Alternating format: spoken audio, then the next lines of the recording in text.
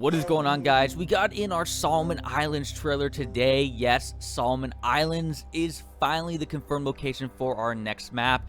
If you guys have been anywhere near this channel for a couple months now, you would have known with all the leaked stuff that this was going to be the setting of our next location. We even got the name of Chapter 6 being titled Into the Jungle, having the same code name for the map that was called Jungle being put into the title, which is actually more the technical term for this trailer, as this was not just a trailer about Solomon Islands, but as well about basically all the content coming out for Chapter 6. But let's jump into what we got to see briefly in this 3-minute trailer.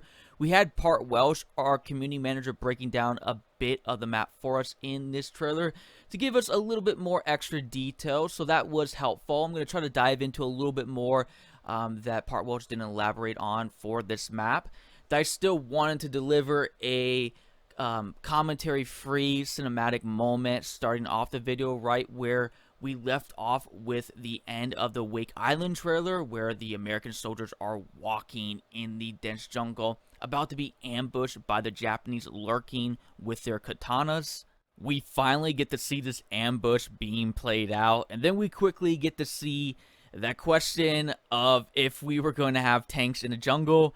And yes, there will be tanks in the jungle. We see a bunch of different weapons and gadgets too that Part Welsh will talk about later in the video, but we finally see some gameplay outside of the jungle this time, with clips like the dinghy speeding across the river while you're sitting in the passenger's perspective in a Jeep, making your way through what looks to be the most open part of the map next to the start of the map that we're going to get to see here in a moment when Part Welsh starts to elaborate on our new chapter. We see the beach landings that we all heard about with the leaked location names. Interesting to note right here at the start, there's only 300 reinforcements here on Breakthrough. And later on, you'll see on Conquest, there's only 5 flags. So this map appears to be smaller than anything we saw in our Chapter 5 Pacific update. We're told it was inspired from previous Battlefield maps like Locker and Argonne Forest. So that should give you guys a little bit of an idea of what we have in store for us. You'll notice the harbor location is set right at the very start of the land gameplay we see from Part Welsh's commentary here on A flag, but then getting to B flag, you're instantly leaving the beach and beginning to be absorbed by the dense jungle ahead. This appears to look like this is the first sector, but if you look at the reinforcements and time of the round, this is a little bit further on and probably elements of the second sector on Breakthrough. The first sector appears to have just one flag on it called Coastal Battery, with a glimpse of the Type 10 basically looking like it's pointed right at those American ships in the background. So this may actually be one of the most intense beach landings yet. All of this was exactly what I wanted to see. Not a lot of time being spent on the beach, but still experiencing that feeling of leaving the open ocean and then quickly being consumed by a narrow, dense jungle. At least that's what it appears like after you get off that first sector and you move to the second location, with A flag being in the harbor location, but then by the time you're onto B flag, you're consumed with jungle, like how this brief clip we have here with the player basically looking back towards the path to A flag, but then he turns around and sees B flag. Like this whole area between A and B is pretty much jungle, with exception to some water elements that are in play. So we even see on the mini map it is being called river clearing, so that is pretty interesting. There's another brief clip where we see some early development of the map to what it is now. This is when we see the 5 flags on the top of the screen for Conquest. Again, telling us this is the largest of maps out there for Battlefield 5. The section we do see this on is much more open than the previous sector. It too has 2 flags, and I'm guessing this is the 3rd sector we'll see on Breakthrough. And at least is going to be the heart of the map for places like Conquest, where we actually see this on the brief clip of finally some actual gameplay footage of the lunge mine in action, which looks pretty epic in my opinion. I like how the player that uses the mine and blows up the tank gets blown back onto the ground, kind of like how the V1 rocket has the exact same effect. But you'll see the player here just leaving C flag for Conquest if you're looking at his mini-map with the location name called River Village. So Imagine this will be where a lot of water gameplay will converge, which will make some of the dinghy gameplay pretty epic, I think.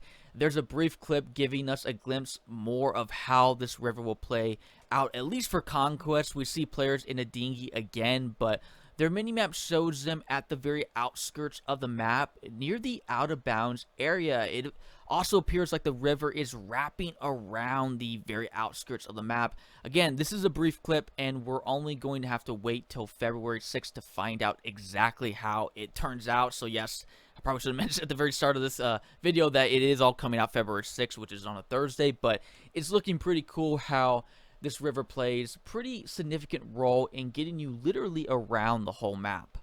Some of the final clips we see of this new map, it looks like we get a glimpse at that River Village sector, but for Breakthrough this time, it's just behind the players on their mini-map near B flag, but here in this super brief clip, we see them jumping on these huts that we saw a lot on Pacific Storm, but appear to play their own role heavily in this flag location right here. We have another super brief clip again.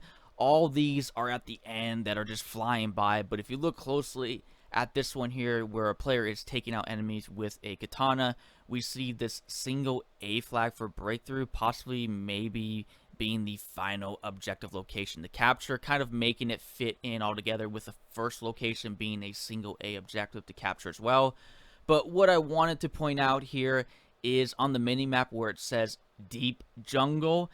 There's a lot more jungle to this map than what the trailer is showing, and just by the looks of it, with one river cutting through it, and that's basically it, it's looking like pure jungle for that section, which is what I wanted to see. But I think that's about as much as we're going to get out of the trailer for that section at least, so I think they're kind of saving the best for last here.